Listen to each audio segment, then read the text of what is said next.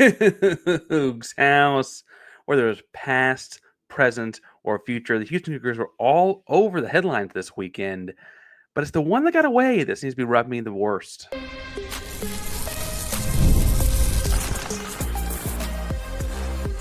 You are Locked On Cougs, your daily podcast on the Houston Cougars, part of the Locked On Podcast Network, your team every day.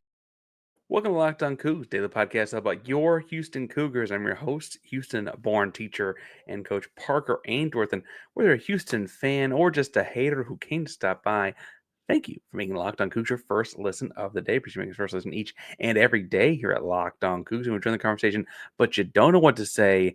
Tell us in the comments down below something bad about Nashville hot chicken. I'm feeling really down on Nashville and Tennessee. Let's bash Nashville hot chicken. Let's talk about good Houston, Texas chicken. More on that later. Today's show is brought to you by Monarch Money. More on how to take care of your finances later as well. That first segment today is going to be a lot about recruiting, and that Nashville chicken comment may make more sense in a second. Second segment, all about the Forever Cougs, moving on to the Sweet 16 as Cougs tend to do. Also want to talk about the NBA-bound Cougs in the Las Vegas Summer League. But this recruiting thing this weekend, where Houston was in the final three for Pulelei'ite Primus, a big offensive lineman, road grader type of interior guy out of Midland, Texas. Houston was the only Texas school left in his recruitment, and he did ultimately commit to Vanderbilt. Now, I understand a lot of the reasons to go to Vanderbilt. I should point out that Primus himself mentioned that a big part of that was the academic pedigree that is at Vanderbilt. Houston, Washington, and Vandy were the final three for him. And then talk to someone that sounds like Houston and Vanderbilt were the final two even at that point as he's making his decision. I see perks in Vanderbilt. I get all that. Houston would have been the closest to home in a lot of ways. You also play other schools in Texas. If you're at Houston, could have been more around, Midland up by Lubbock. You play Tech and what. Anyway, he didn't come. He is an offensive lineman recruit Houston has missed out on, according to On3's gathered list of people that have a Houston offer on their offer sheets. There's not an offensive lineman left that has not decided. I guess you could still flip someone, a non-offensive lineman that has not decided on that list. And so that means we kind of know what our offensive linemen look like in that group. Now, I will say that there is still a chance at Davian Groce. Davian Groce is the 5-star. He's listed as a receiver. He's really more of an athlete to me. I think he could play some running back, play some H-back, do a lot of things for Houston if he came. A lot of people are projecting him to go to Oklahoma, and I will say that in terms of NIL package, it's going to be hard to compete with that. Houston's going to throw what they can at him. He's a big-time prospect, going to make a big change, and he has gone out of his way, Davian Groce, to say a couple different times that Houston is in the hunt still as far as his top 4 and 5 and whatever go. So I don't think that Houston's out of it on him. I know that it looks like on social media, at least, that he and Keyshawn and Henderson, 5-star commitment at quarterback Houston's got in that class, are fairly close. But ultimately, this is a story where it's you're hoping for the best out of that one. You've got some great athletes and receivers coming in. You also have some potential guys like Kieran Smith, 5'9" running back out of Holy Cross in New Orleans, same high school that Kobe Young went to. We just talked to Kobe last week. Jaden Prince is a 6-foot running back out of Beckville. He could be some shiftiness as well. There's another corner from Allen, LeBron Bauer. You have some athletes like Henry Harris out of San Marcos or Keelan Graves out of Kilgore. I think Houston's very much in the mix for all of those guys. I don't know if they'll necessarily even want both running backs, as that's a lot of running backs in that, because I think there'll be some times that Paris Melvin lands in the backfield as well. But why not, right? I like Kieran Smith's got the shiftiness to him, but either way, I can see how a bunch of different Houston guys could end up still committing. The challenge for Houston is going to be after missing on Primus, and I texted some with Locked On's recruiting expert Brian Smith. I'm hoping to get him on sometime this week to talk about the the class, because I think there is some splash to it and some pizzazz. And, I think it's no secret that Willie Fritz is doing an amazing job with the class 2026. But ultimately, Houston's had trouble landing in large quantities the big fellas. Now, quality plus is great. I think they got good guys, but the quantity is missing a little bit.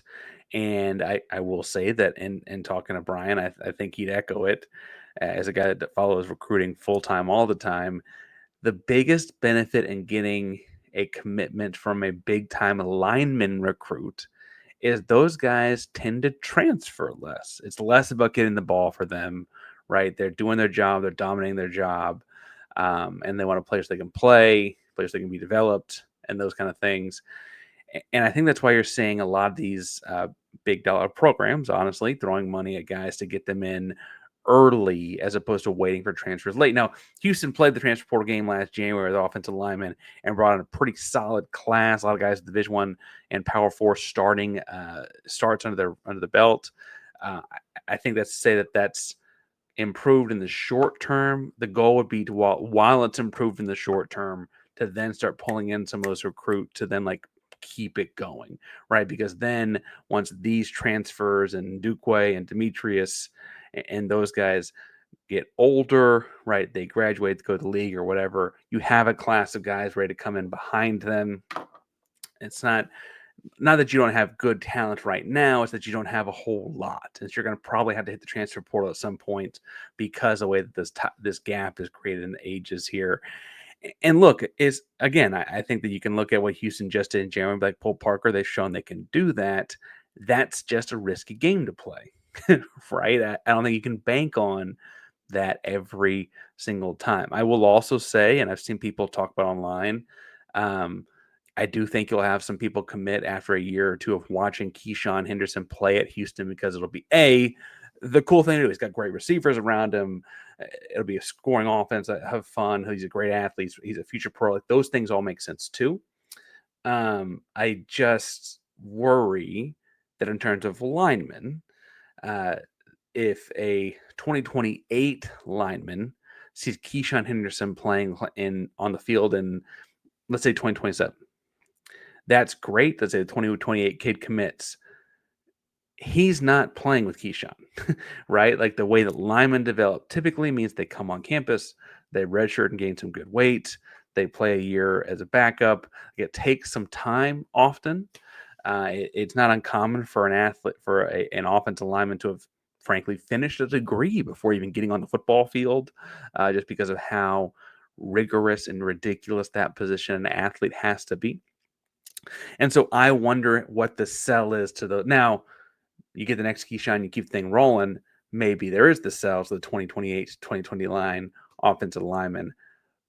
But I worry the sell won't be strong because they won't realistically be playing with Key. And I worry that after missing on Pulelei'ite Primus, that we're looking at a gap in recruiting offensive linemen here again. And listen, I think that Houston's made big strides in the last 18 months. The Fritz hire, it's inarguable. It's only gone well in terms of roster construction. There's no argument around it.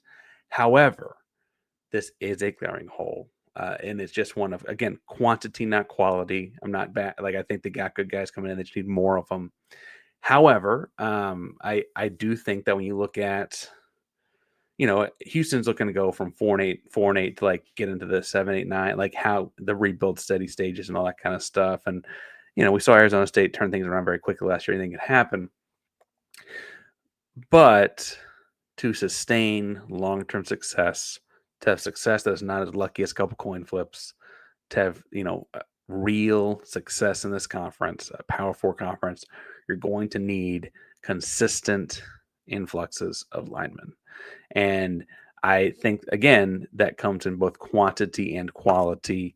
And the weekend, while it stings because, you don't want to sound down on the guys you got. You feel good about the guys you got. You had a real shot at one more, and it didn't quite work out. And so we're going to cheer the guys we got. I'm going to hopefully flip somebody in that instance between now and signing day. We'll see more of how that goes. A lot of recruiting talk this week. I do want to spend some time later this week talking about this whole ranking of stars and how guys get dropped on certain sites just based on where they choose to go to school and things like that. I'm trying to get data gathered, quantitative data for that, and maybe a guest or two to talk to make sure we shore up some things on that. But anyway, class 2026 something I'm really excited about, and so I don't mean to sound super Debbie Downer. I just it is a worry for me now, and so we're sitting on it now. I will say one thing I'm not worried about is the Houston Cougars being well represented at the next levels of basketball. The Forever Cougs are being sure to get that done. I want to talk about them in 1 second, but first, today's show is brought to you by our buddies over at Monarch Money. Now, Monarch Money is a place to make sure that you are managing your money and that it's easy. With Monarch Money, it can be super easy, whether you're growing savings, planning a big purchase, whatever the case may be. Monarch puts you in the driver's seat. It is like having your own personal CFO, full visibility control over all of your finances, but it's not just a budgeting app. It's a complete financial command center.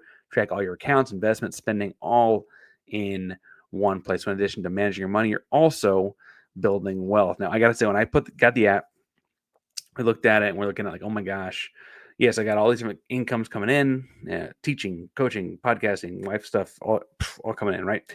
But you don't realize how much is going out on those subscriptions, how often you're getting takeout. Okay, well, I'm watching this game, run to that, I have time to cook up, but that takeout adds up. It very visibly adds up on a thing like keeping track of it like Monarch Money does. Take control of your finance, Monarch Money. Use code LOCKEDONCollege at monarchmoney.com for 50% off your first year. That's monarchmoney.com, code LOCKEDONCollege for half off your first full year. Parker Ainsworth with Locked On Cougs here, talking all things Houston Cougars, including the Forever Cougs. Now, the Forever Cougs, if you're not paying attention, are the Houston alumni team, predominantly alumni team, I should say, in the basketball tournament. If you're new to the show and hadn't been following or don't know anything about the basketball tournament because you weren't listening last week, the basketball tournament is it's been over a decade now worth of summers where they play a full-on bracket-style tournament. Teams are primarily alumni based. There's like a Kentucky team, and there's like a Division III team. There's like all kinds of schools, right? Louisville, I think, is a big name right now in it. And those teams play with the ultimate prize being that winning team gets $1 million to divide up amongst the players and coaches. Houston's in their second year. Last year in the tournament, they got all the way to the finals and lost to an Ohio State alumni team. This year, the team is kind of a little more than 50% Houston alums, and then other guys with some connection or tied to the school or area in some way. Coached by Matt McDonald. We got to talk to him last week.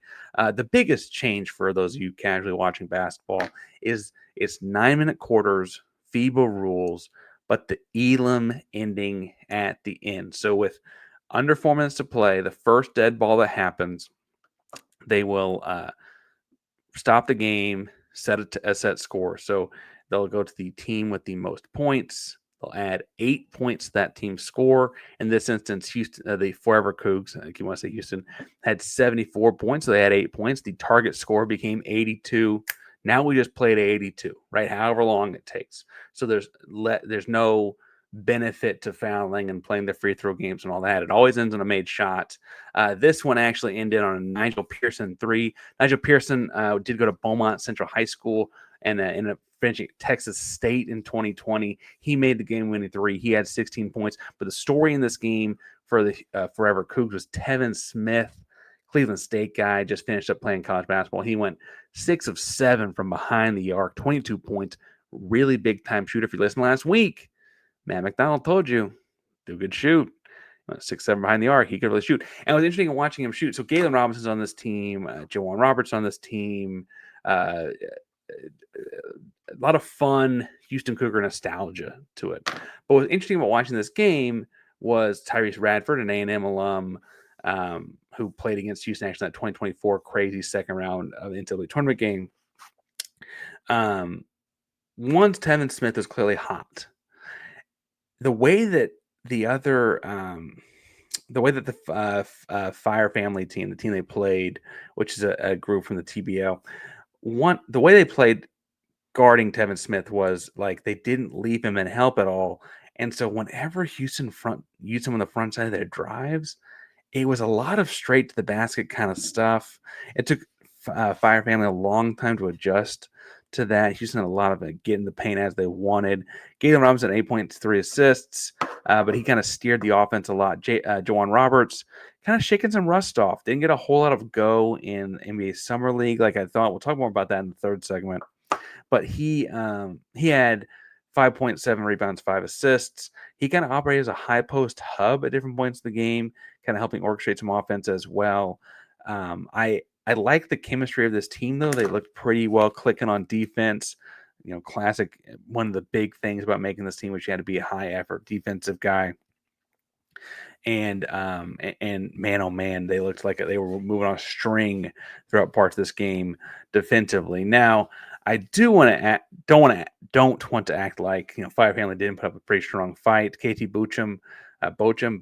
Anyway, he was like there for came in and was a big kind of difference maker for them. It was a 22-point game at one point before it got down to as close as 12 in the final few minutes. And Bochum had a big part of that. But the Forever Cougs do win, and they play the host Aftershocks, which is the Wichita State Shockers alumni group. They play them on Tuesday night at 8 o'clock Texas time. The game, I believe, will be on FS1, one of the FS networks, and they're all streaming on YouTube as well. Aftershocks are an interesting team. They get to host because they had great numbers in terms of attendance last year when this was going on. So the Wichita State group is hosting because they're doing it that way. They played a game, though, against a group that's organized around challenging ALS. The money was going to go to ALS. So they won, so on and so forth. The Aftershocks won 85-65 or 85-68 and had just one starter in double digits, but got 20 points off the bench from Nike Sibande. Now, he's a Miami of Ohio guy, finished up at Pittsburgh, was the sixth man of the year in the ACC. He's been playing consistently in Europe ever since.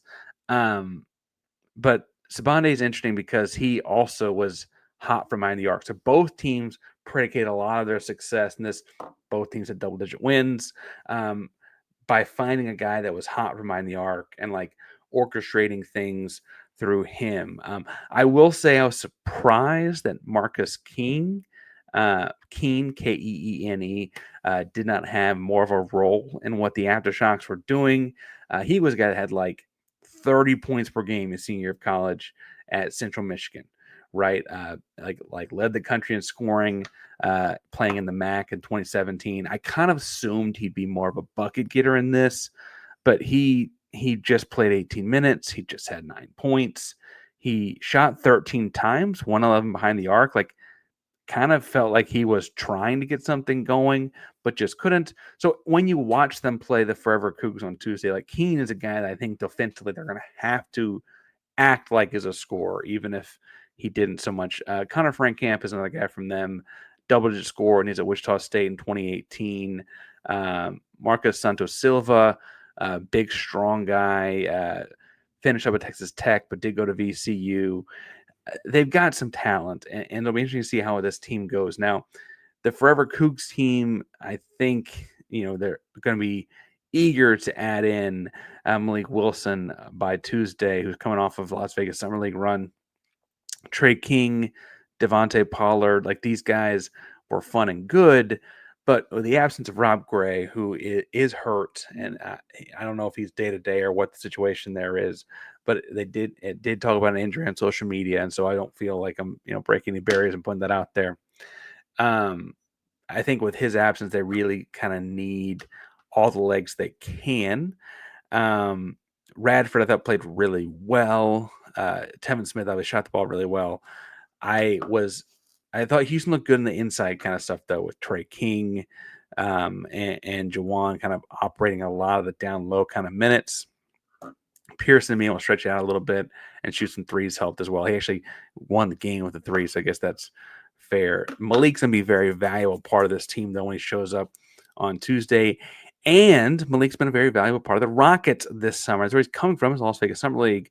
So without further ado, let's spend a segment talking about how the Cougs did in Las Vegas. But first,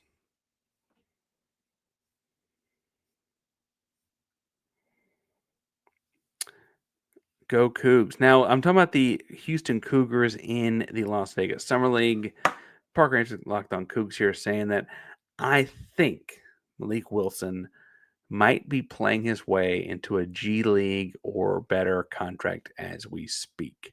Malik had a really, really strong showing when given the opportunity for the Houston Rockets, was like one of the last minute adds to the roster, one of the last guys signed to the Las Vegas Summer League rosters, and got out to Vegas. And really, when he got to play, was really, really impressive. Now, he averaged 7 points, 4.5 rebounds, 2.5 assists.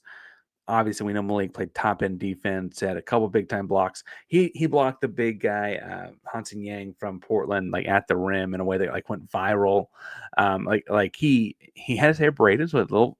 He then only had one sleeve too, so it's a little bit different looking visually. Like, oh wait, that's Malik Wilson. Oh, he wore number 51. But I will say I think he played well enough to earn that kind of a spot.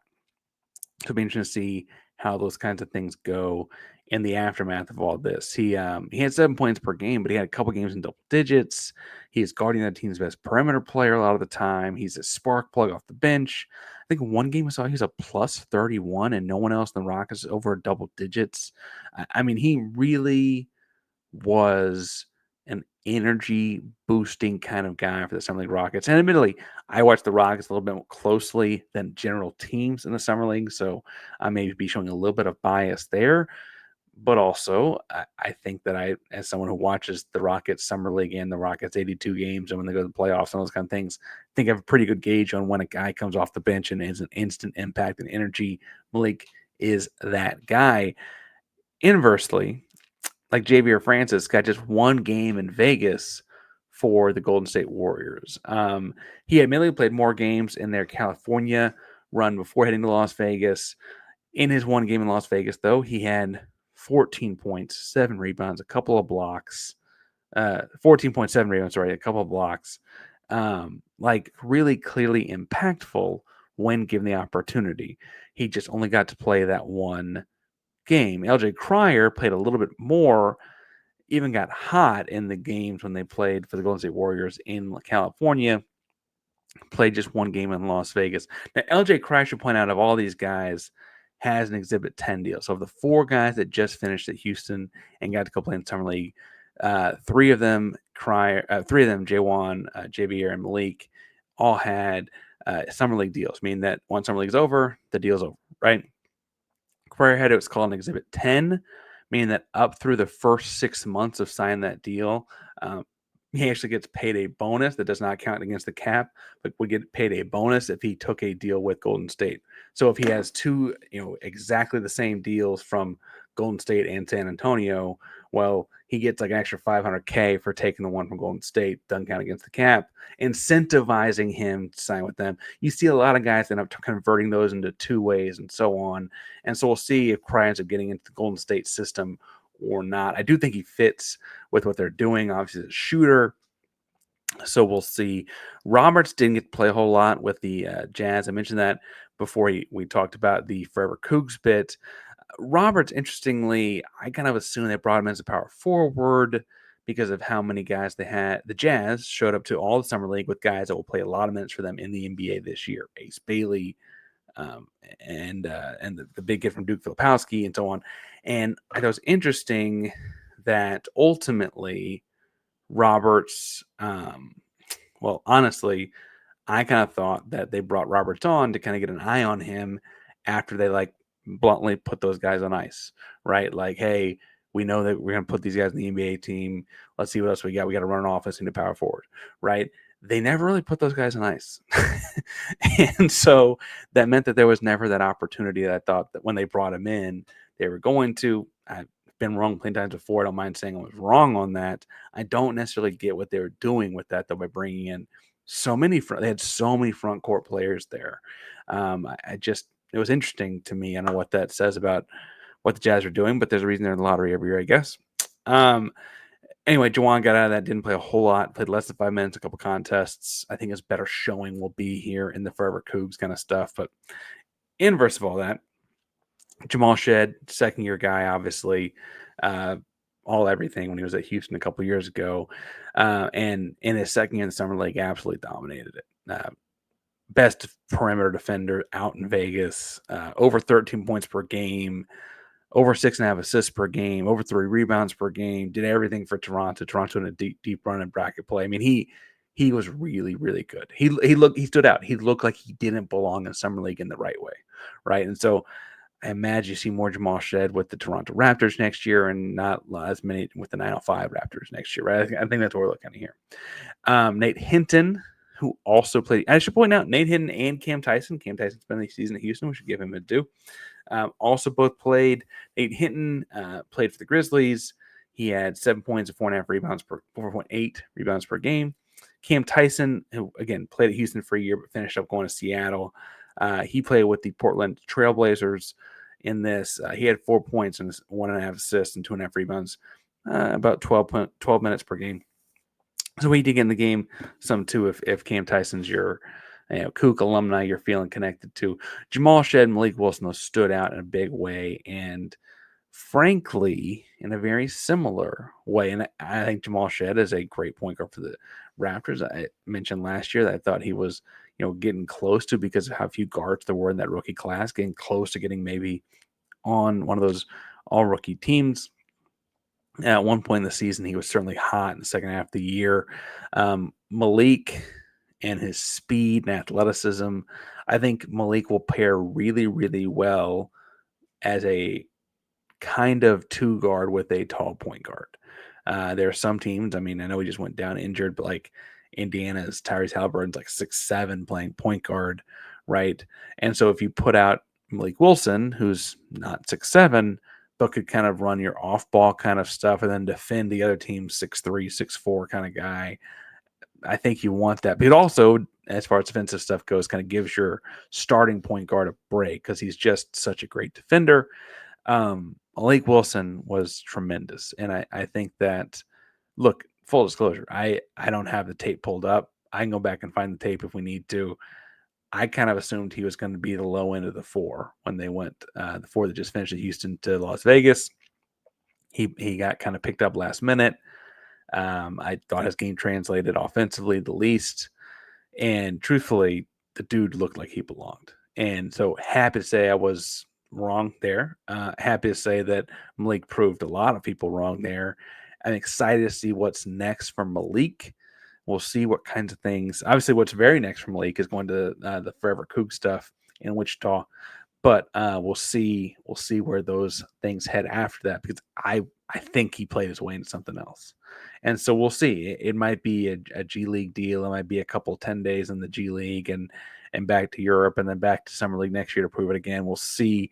But excited for him because Houston's a great job of recruiting high character guys. So you can say this about all these guys.